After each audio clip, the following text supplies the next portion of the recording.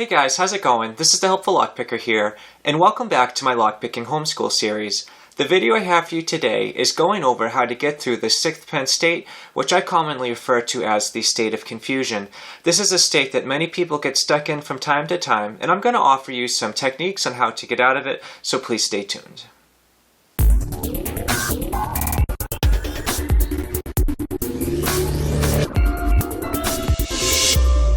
First, I'd like to start off by going over what is the state of confusion.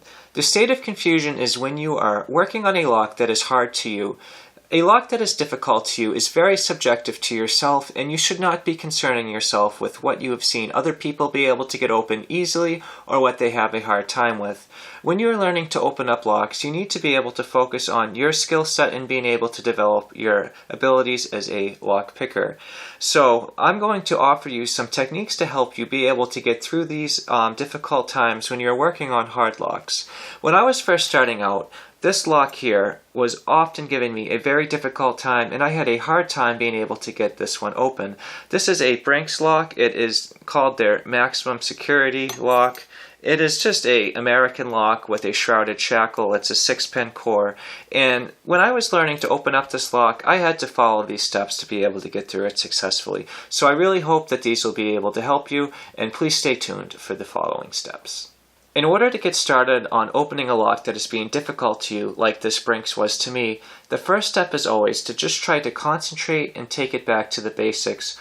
Always try to remember the 5-pin states, because ultimately the 5-pin states are what are going to separate you from opening this lock. Just really try to consciously pay attention to every little piece of feedback the lock is giving you, and you will be surprised on how that will be able to help you get some progress on the lock that is giving you much difficulty.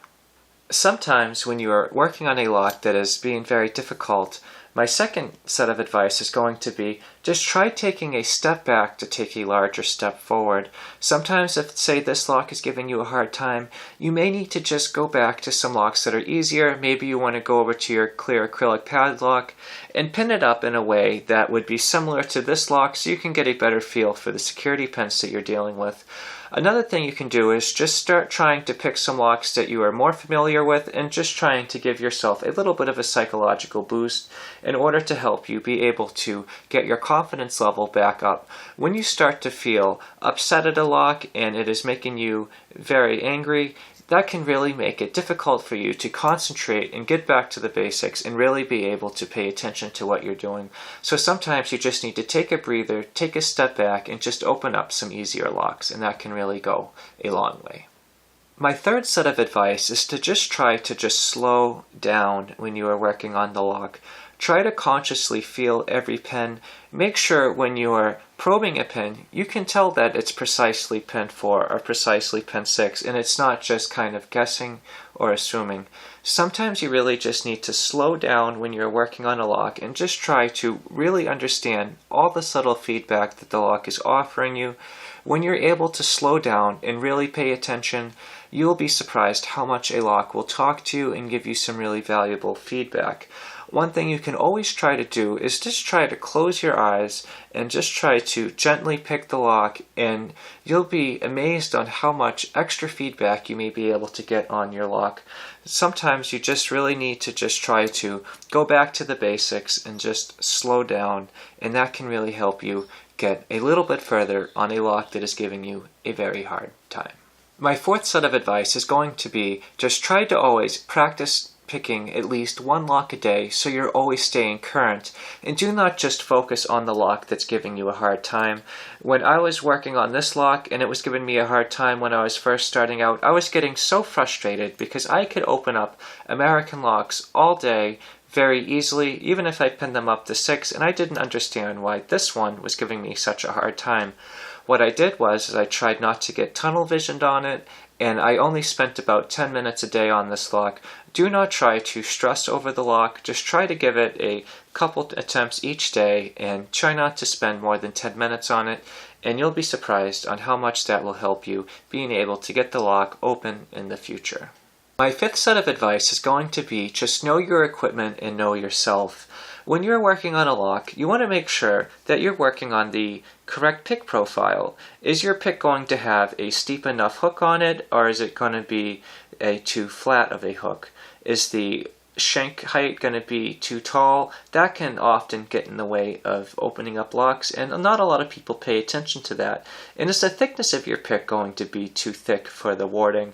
I've always found that I like to use the thickest pick that I can get away with, but that does not mean you want it to be scraping the warding. You want one that you can freely be able to get up and down the keyway.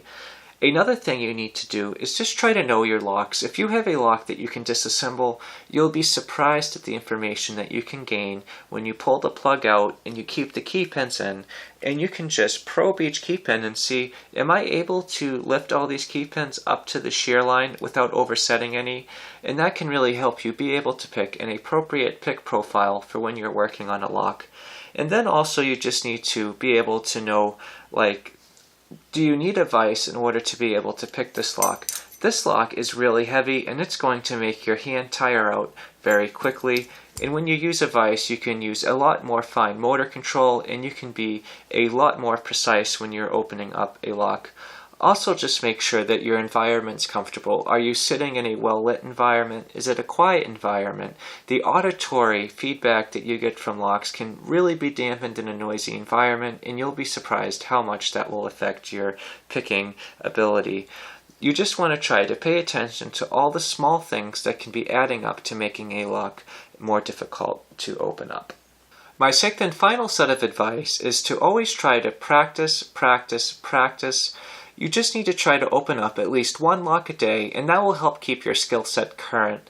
Lock sport and lock picking is a diminishing skill set, and you need to always be picking locks to try to keep your skills current. And when you're trying to open up a lock that is being difficult towards you, always make sure that that lock is a realistic lock and practical lock for you to be working on. If you have just opened up your first clear acrylic lock, opening up an American lock is going to be very difficult for you to open as your second lock. You always want to try to be able to open up locks in a progression that makes sense, and you do not want to jump too high. So when you are learning to open up locks, there are a ton of resources out there. You can check out my progressive lock list. You can go online and check out all the different locks that are probably within your skill set when you are learning to open up a lock. Lock sport is a lot of fun, and you always just want to remember why you got into it. You got into lock sport because you appreciate locks and you really enjoy trying to open them up. You enjoy the puzzle, you enjoy the aggravation, and you have a lot of fun doing it. And if you ever end up with a lock in your naughty bucket, that's okay, because you'll be surprised in a little bit time down the road how quickly you may be getting open that lock, and you will find it very interesting to see how that lock ever gave you any trouble. But either way, guys, that is all I have for you today. I hope you enjoyed this video, and I hope that it really helps you out. If you guys have any questions or suggestions, please leave them in the comments below. If you enjoyed this video and you'd like to see more like it, please subscribe. As always, thank you so much for checking out this video, and I hope you all have a great day. Thank you so much for checking this out.